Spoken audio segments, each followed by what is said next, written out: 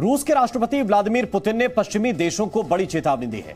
Putin ने nuclear हमले की चेतावनी देते हुए कहा है कि अगर रूस की संप्रभुता पर कोई भी हमला किया गया तो रूस अपने हर हथियार का इस्तेमाल करेगा और इसमें न्यूक्लियर हथियार भी शामिल हैं। पुतिन ने कहा कि जो देश न्यूक्लियर हमले की धमकी देते हैं उन्हें समझना चाहिए कि हवा का रुख उनकी तरफ भी मुड़ सकता है। पुतिन ने राष्ट्र के नाम संबोधन में यह बात कही है।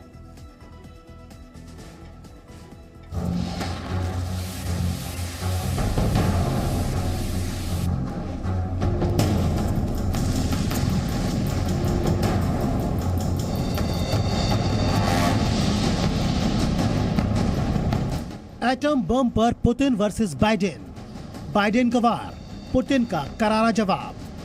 Тем, кто позволяет себе такие заявления в отношении России, хочу напомнить, что наша страна также располагает различными средствами поражения, а по отдельным компонентам и более современными, чем у стран НАТО. И при угрозе территориальной целостности нашей страны для защиты России и нашего народа. दुनिया की दो महाशक्तियां, रूस और अमेरिका, और ये दोनों ही महाशक्तियां परमाणु बम के इस्तेमाल पर एक बार फिर आमने सामने हैं।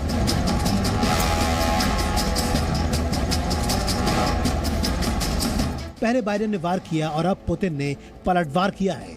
रूस के राष्ट्रपति व्लादिमीर पुतिन ने सभी पश्चिमी देशों को एक बड़ी चेतावनी देते हुए कहा है कि अगर रूस की संप्रभुता पर खतरा आया तो हर हथियार का इस्तेमाल किया जाएगा और इसमें एटम बम भी शामिल हो सकता है। Мы, безусловно, используем все имеющиеся в нашем распоряжении средства. Это не блеф. А те, кто пытаются шантажировать нас ядерным оружием, должны знать, что роза ветров может развернуться и в их сторону. रूस के राष्ट्रपति व्लादिमीर पुतिन यूक्रेन पर युद्ध के ऐलान के बाद पहली बार राष्ट्र को संबोधित करने आए थे। इस संदेश से पुतिन ने बार बार पश्चिमी देशों पर निशाना साधा। भले ही पुतिन ने अमेरिका का नाम नहीं लिया, लेकिन निशाने पर वही थे। पुतिन ने कहा कि नेटो देशों के नेता बार बार न्यूक्लियर वॉर पर ब्लैकमेल करते हैं। ऐसे में अगर रूस ने अपनी ताकत दिखाई तो अंजाम बड़ा होगा। Тем, кто позволяет себе такие заявления в отношении России, хочу напомнить, что наша страна также располагает различными средствами поражения, а по отдельным компонентам и более современными, чем у стран НАТО. И при угрозе территориальной целостности нашей страны для защиты России и нашего народа. पुतिन का यह बयान अमेरिकी राष्ट्रपति के उस बयान के बाद आया है जिसमें उन्होंने न्यूक्लियर हमले को लेकर रूस को आगाह किया था। एक इंटरव्यू में बाइडेन ने कहा था कि अगर केमिकल या न्यूक्लियर हथियारों का इस्तेमाल रूस ने किया तो इससे युद्ध का स्वरूप बदल जाएगा और ऐसा हल होगा कि जैसा वर्ल्ड वॉर 2 के बाद कभी नहीं हुआ।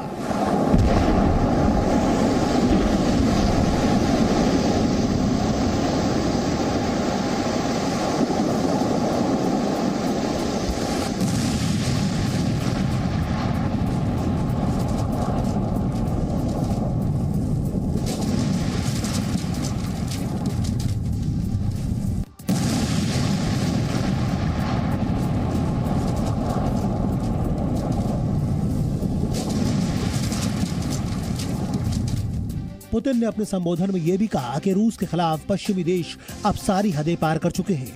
В своей агрессивной антироссийской политике Запад перешел всякую грань. Мы постоянно слышим угрозы в адрес нашей страны, нашего народа.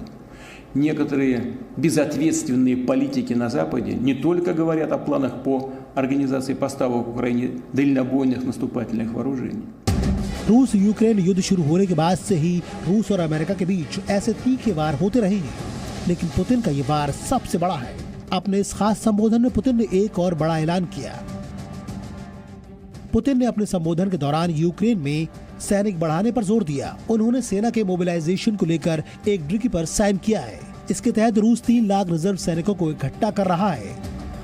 दरअसल पुतिन ने रूस की मिलिट्री पावर को बढ़ाने के साथ यूक्रेन के डोनबास पर अपना कब्जा जमाने की तैयारी तेज कर दी है। डोनबास के अलावा रूस यूक्रेन के खेरसॉन और जपोरिजिया को अपना हिस्सा बनाने की कोशिश कर रहा है। पुतिन ने इन इलाकों में जनमत संग्रह भी कराने का आदेश दिया है, जिसका अमेरिका विरोध कर चुका है। यूक्रेन युद्ध को लंबा समय बीत जाने के बाद पुतिन के ऊपर जंग जीतने से लेकर अपनी सुपर पावर की इमेज को बरकरार रखने के अलावा अमेरिका और नाटो देशों को कड़ा संदेश देने का भी दबाव है। जो लैंड पे जो वॉर हो रही है अपने बॉर्डर पर ही, उन वॉर्स के लिए रशिया के वेपन्स सफिशिएंट टेक्नोलॉजी एडवांस नहीं है। उसमें यूक्रेन को जो वेस्टर्न एडवांस टेक्नोलॉजी वेपन्स मिल रहे हैं, इलेक्ट्रॉनिक सिग्नल्स एंड जैमिंग इत्यादि को लेकर के, तो ऑन द लैंड यूक्रेन पे रशिया के वेपन्स पिट रहे हैं। परंतु यस, रशिया के पास भारी भरकम वेपन्स हैं जो कि अमेरिका और नेटो से ज्यादा भी भारी पड़ सकते हैं। अमेरिका को डर है ऐसे में पुतिन कोई बड़ा और खतरनाक फैसला ले सकते हैं जिसका अंजाम यूक्रेन समेत पूरी दुनिया को भुगतना पड़ सकता है। और अगर ऐसा होता है तो दुनिया एक बार फिर विश्व युद्ध की साक्षी बन सकती है। ब्यूरो रिपोर्ट, जी मीडिया।